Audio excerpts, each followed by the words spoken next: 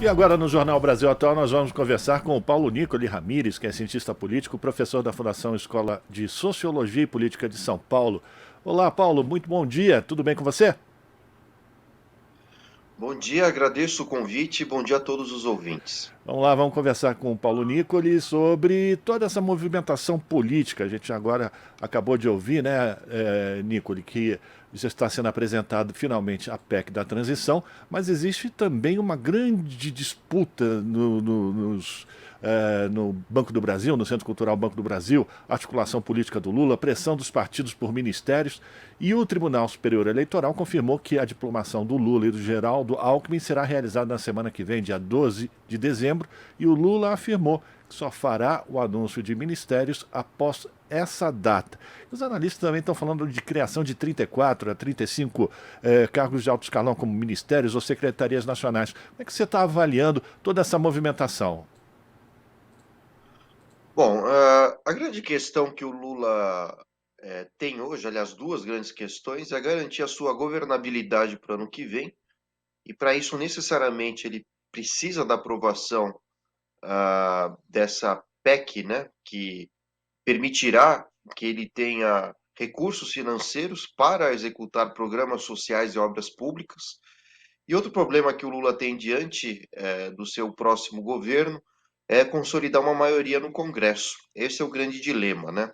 Assim como em 2018, o Congresso brasileiro para 2022, 2023 foi eleito, enfim, com uma grande quantidade de políticos conservadores do centrão, ainda muitos bolsonaristas, mas no geral o centrão é constituído por grandes latifundiários, oportunistas políticos também, né? É bom que se diga isso. E, infelizmente, o governo Lula terá que negociar com o Centrão para ter maioria no Congresso e fazer aprovar outras leis e reformas, entre elas fiscais, e promover a expansão também, né, do sistema educacional, de saúde, sistema universitário também, ciência, tecnologia, entre outros aspectos. Então, o Lula hoje tem esses dois grandes dilemas, né? O que faz com que ele ainda não tenha anunciado os seus ministros, assim como também toma todo o cuidado nessa tentativa, né, de negociações para a aprovação dessa PEC. Porque caso o Lula não consiga nem formar maioria e aprovar a PEC, ele terá muitas dificuldades, né, em termos de governabilidade. Na ciência política, a gente chama isso de paralisia decisória, né? Ou seja, quando o Congresso, de maioria da oposição, não é, consolida, né, alianças com o próprio executivo. E a gente já viu o que isso pode dar, né? Por exemplo, com a Dilma houve o processo de impeachment, né? A gente não pode esquecer disso. O próprio Fernando Henrique Cardoso, embora não tenha passado por impeachment, mas no final do seu segundo mandato, ele simplesmente não conseguia aprovar nada porque não tinha maioria no Congresso.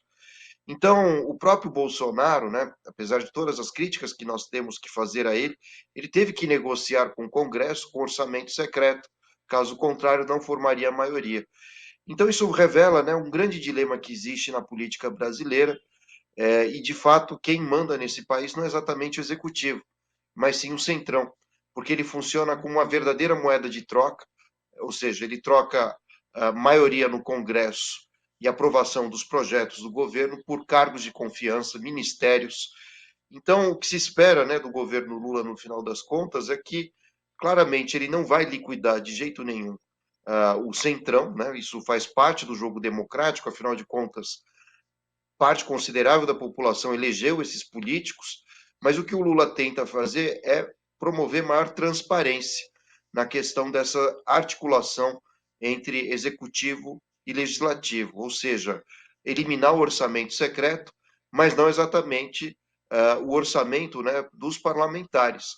Desde que eles tenham esses orçamentos, né, maior transparência, que estejam de acordo com a necessidade do povo brasileiro e que, de fato, também seja discutido no plenário e entre colegas, entre pares do parlamento, para qual seria o destino desses recursos. Coisa que não aconteceu no governo Bolsonaro. Os recursos simplesmente eram distribuídos sem nenhuma vistoria, fiscalização, e claro, a partir do 1º de janeiro nós vamos acabar descobrindo para onde foram parar esses recursos, já que certamente eles passarão por auditorias. Então o dilema do Lula é esse: conseguir formar maioria, e para isso é necessário negociar com os partidos do Centrão. Certamente ele vai distribuir cargos, ministérios, e isso permitirá que ele também execute parte do orçamento, né, com o objetivo de reduzir a miséria nesse país, produzir políticas de alimentação e segurança alimentar, e mais que isso, né, promover empregos e obras públicas. Por isso que é importante o Lula ter um manejo mais ou menos de quase 200 bilhões de reais, o que certamente ajudará, nesse primeiro ano de governo, literalmente tirar o Brasil do buraco. Sem dúvida. Paulo, o Lula já demonstrou várias vezes a sua habilidade em costurar acordos e lidar com esse tipo de política, muitas vezes fisiológico, que é muito comum ainda em Brasília. Mas o que aconteceu nesse final de governo Bolsonaro foi uma situação esdrúxula, vamos dizer assim, com essa ideia do orçamento secreto. Vivemos na prática um outro sistema e não um presidencialista, né? O Congresso é que dominava todo o orçamento. Como é que você avalia a possibilidade de Arthur Lira, que tem essa defesa do orçamento secreto como uma das suas moedas de troca, inclusive com os parlamentares, para controlar a Câmara dos Deputados, e a possibilidade do Lula conseguir agir nesse terreno, digamos assim, pantanoso? Bom, o Lula, como você disse, como um bom político habilidoso, ele sabe que a manutenção do orçamento secreto tende a ser prejudicial, não só ao Poder Executivo, mas como o parlamento como um todo, né? Inclusive Arthur Lira, que é um defensor dessa política. E à medida que esse orçamento deixe de ser secreto, né, e passe a ser público, transparente, e à medida que a sociedade tenha consciência de que, de fato, houve o bom uso desses recursos, a tendência, né, é que esse tipo de política ele tenha a médio e longo prazo algum grau de aprovação da sociedade. Não porque se gasta de uma forma deliberada e às cegas, como foi com o governo Bolsonaro, mas sim porque o Brasil é um país gigantesco, existem regiões que têm necessidades específicas, e isso não tira o mérito, né, dos parlamentares que lutem pelas suas regiões para fazer obras, construir uma escola. Isso não tem problema nisso. A questão é quando isso é feito sem vistoria, sem auditoria, sem aprovação dos colegas, dos pares parlamentares, né? De modo que, se houver, claro, toda uma política, né, de transparência e de justificativa para o uso desses recursos, não haverá nenhum problema, né, nessa relação entre legislativo e executivo. Agora, o que o Bolsonaro fez, de fato, foi um verdadeiro estado de exceção financeiro nesse país, né? Ou seja, foram praticamente 900 bilhões de rombo fiscal, né, criados pelo Bolsonaro, políticas, né, de distribuição de recursos feitos sem planejamento, sem garantia da sua manutenção, como a gente viu, essa distribuição de recursos para motoristas de caminhão, de Uber, táxi, assim como também esses recursos distribuídos para a população mais pobre. Lógico que não se trata, né, de negar a importância desses recursos, mas é necessário que eles tenham uma certa perenidade, planejamento, exatamente para que não afetem outras áreas, como aconteceu com o governo Bolsonaro. Em linhas gerais, o que o Bolsonaro fez? Ele tirou dinheiro do Ministério da Educação, do Ministério da Saúde, do Ministério das Cidades, de obras públicas, para conseguir cobrir esses custos, esses benefícios. E a consequência disso é que faltam remédios nas farmácias populares, o SUS está sem recursos para garantir, inclusive, o pagamento, né, de seus estagiários, né, diga-se de passagem, né, ou seja, pessoas que trabalham para a CAPES, né, que fazem uma especialização profissional nos hospitais do SUS, né, estão ainda na fase, enfim, de formação. Então, isso traz um desabastecimento, né, em termos de atendimento ao público, aos pacientes, enfim, essa é a catástrofe do governo Bolsonaro, né? Há notícias também indicando que o Bolsonaro não vai deixar recursos em caixa para pagar aposentadorias e salários, inclusive, de muitos setores públicos, né? inclusive, sobretudo, da saúde. Então, esse tipo de coisa, né, levou o Brasil a um verdadeiro rombo. Essa discussão sobre o orçamento, né, uma revisão do orçamento, é resultado exatamente de uma péssima gestão realizada pelo governo Bolsonaro. E algo que a gente precisa estar atento é que, assim que o Lula assuma o poder, as caixas pretas, digamos assim, as caixas de Pandora de todos os ministérios passarão a ser abertas. Então, se falta hoje dinheiro para o Ministério da Saúde, é porque se gastou muito mal durante a pandemia. Gastou-se, né, milhares de reais em um remédio que não servia para a Covid, que era a cloroquina. Foi feita ideologicamente, né, toda uma propaganda nas redes sociais e apoiadores de Bolsonaro para que esse remédio fosse utilizado. Isso gerou um gargalo ainda maior para o sistema de saúde, porque o uso indiscriminado desse remédio gerou doenças, né, que não estavam previstas, né, no orçamento e nem no grau de atendimento que o SUS poderia fornecer, né? E faltam outros remédios, como eu citei agora há pouco, né? Então, o governo Bolsonaro foi uma verdadeira catástrofe e esse primeiro e segundo ano de governo do Lula servirão basicamente para cobrir rombos não só econômicos, mas também do ponto de vista da saúde, da educação. É necessário reconstruir o Brasil. E aí vem a importância, né, do presidente Lula, porque o Lula sabe que o PT sozinho não conseguirá fazer isso.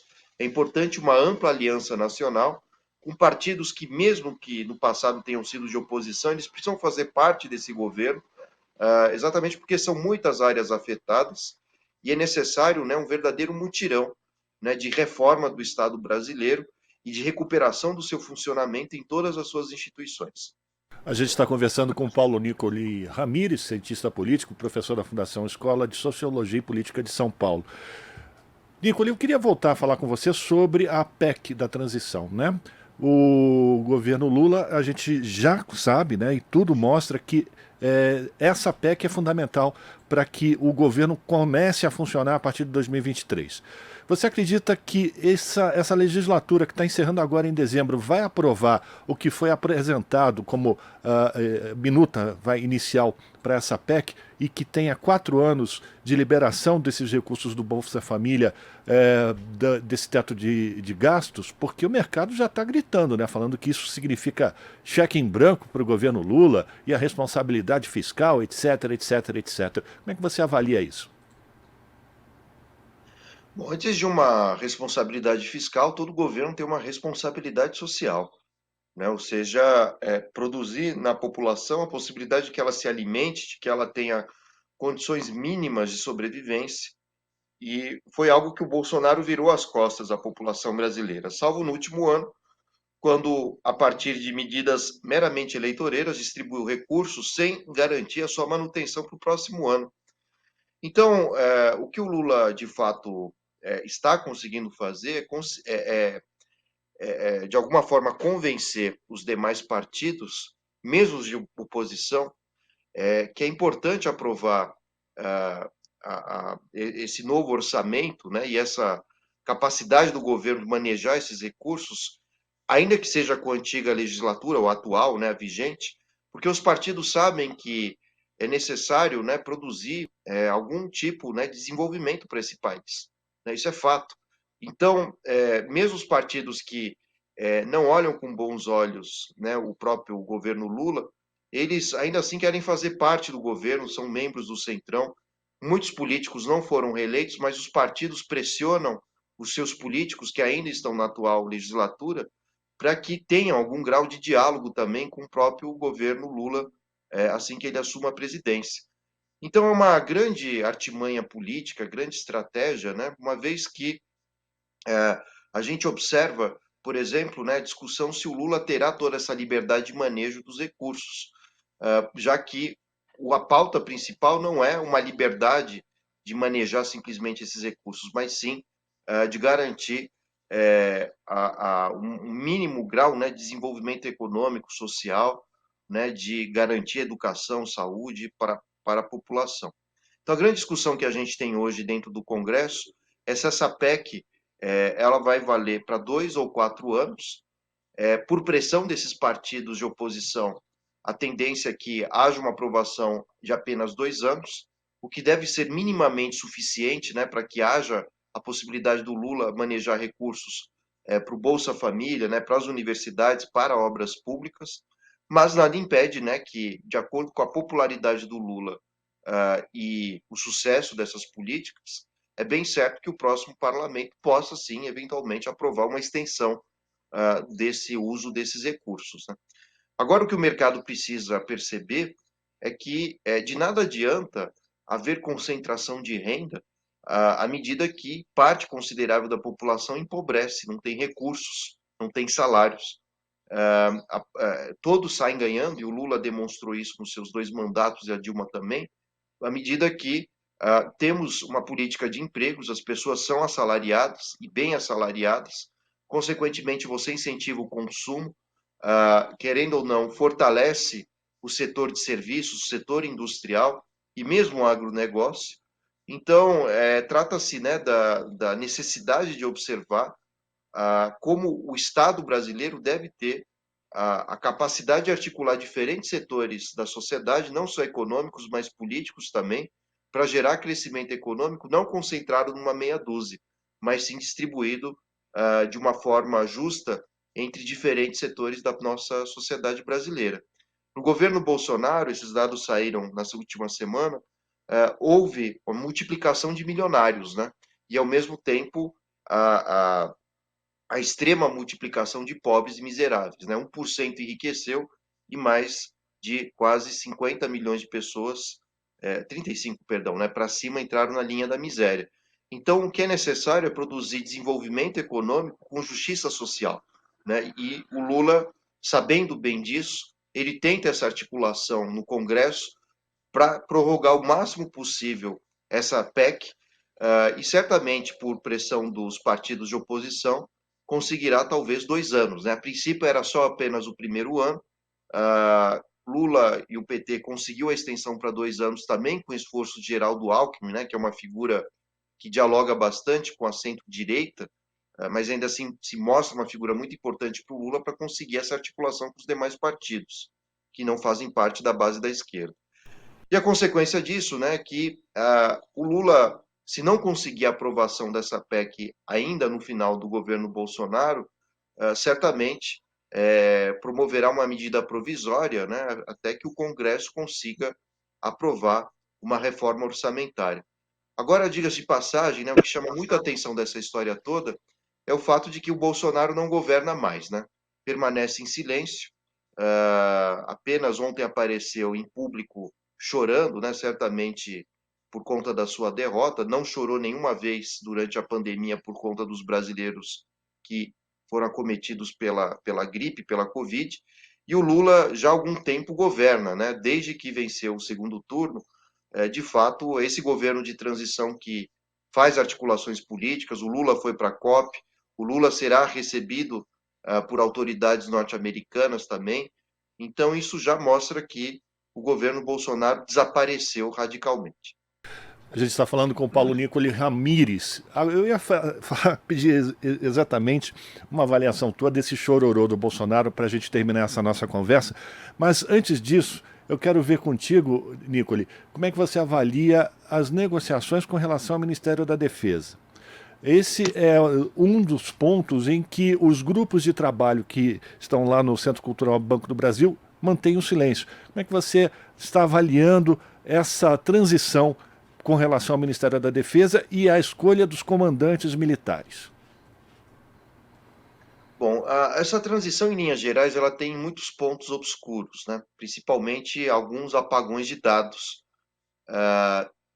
Por exemplo, ontem mesmo surgiu uma notícia de que 30 milhões de doses foram destinadas a brasileiros sem que passasse por algum registro do governo, pelo Ministério da Saúde, o que é grave, porque prejudica, né, o planejamento em termos vacinais ou políticas de saúde no Brasil.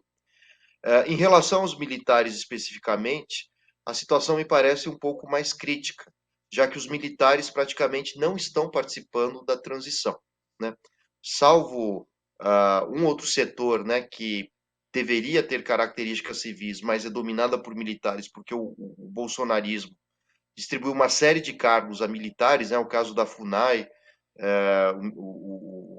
o próprio Ministério, né, da Educação, que está repleto de militares, mas a área específica, né, que condiz com os interesses das Forças Armadas, esses grupos não estão participando, né, dessa transição, o que demonstra, né, a aversão dos militares em relação ao próximo governo, né? Houve também na última semana burburinhos de que os ministros das Forças Armadas, né, o ministro da Defesa e já os chefes das Forças Armadas, melhor dizendo, seriam substituídos antes mesmo da posse do Lula, em função do fato, né, de que eles não seriam, não estariam de acordo, né, com o próximo governo, o governo Lula. Então isso vai mostrando que ainda há também muitos burburinhos golpistas, né, o general Braga Neto, por vezes o general Mourão também, lançam, né, notícias, entrevistas ou mesmo mensagens nas redes sociais, colocando em dúvida o processo eleitoral, menos o Mourão, mais inclusive o general Heleno, né, o Vilas Boas também, que hoje está aposentado, mas isso não é saudável para a democracia. Aliás, jamais é saudável que os militares participem, primeiro, de um processo eleitoral, segundo, que coloquem em dúvida, né, esse processo, e terceiro, né, que participem, inclusive, de um governo, sobretudo nas áreas civis. Então, o Bolsonaro deixou um grande estrago para o Brasil, né, que foi o retorno deliberado dos militares em práticas, né, que deveriam ser de civis dentro dos ministérios, dentro da gestão pública, e, na verdade, os militares não participaram do governo Bolsonaro exatamente para governar necessariamente, mas sim para restabelecer certos privilégios e expandi-los. É o que nós vimos, né, com algumas portarias produzidas pelo Bolsonaro. Uma delas foi de eliminar o teto, né, o teto de pagamento de salários para os militares. Então, alguns militares ganham 300 mil reais, Pazuello, que se notabilizou, né, pela catástrofe que foi sua gestão durante a Covid, né, no Ministério da Saúde, tem altos salários, assim como o general Heleno. Então, além disso, o Bolsonaro fez reformas previdenciárias para os militares. Então, os militares não estão exatamente atrás de um projeto político de desenvolvimento do Brasil, fazendo parte do governo Bolsonaro, ou mesmo pressionando o próximo governo Lula. O que eles temem, na verdade, é a ruptura dos privilégios que eles adquiriram, né? E cargos também que aumentaram consideravelmente seus salários. Então, o que é necessário também para o próximo governo é, de fato, pisar no calo, né? Entrar no vespeiro e abrir as contas das forças militares, e é necessário que eles também contribuam, né, com o corte de gastos. Afinal de contas, o Brasil não é um país que está em guerra, é um país que tem na sua Constituição a ideia de promover relações diplomáticas pacíficas com seus vizinhos e com qualquer outra nação.